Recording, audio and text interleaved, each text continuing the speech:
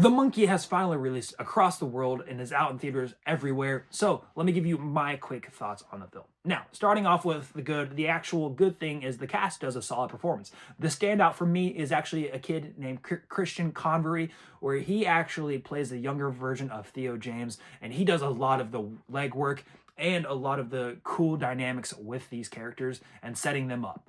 I think he did a really good job.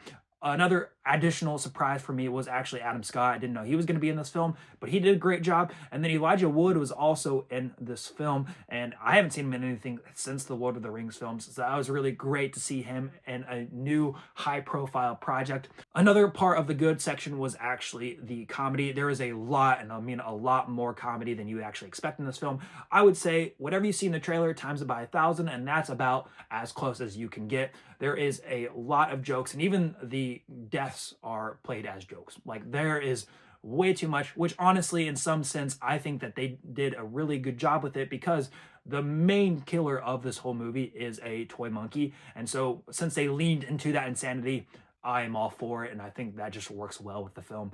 The mixed section, however, there is just one thing that I wish they did more of, and that was just drop more bodies. Now, don't be mistaken, they did have a lot of people die, but not on screen, or not as much as we would like to have seen as a horror film. This movie is more of a horror comedy, like a Final Destination. And so I think that they had a lot to kind of work with, and I feel like they should have done more unique kills than what they actually gave us.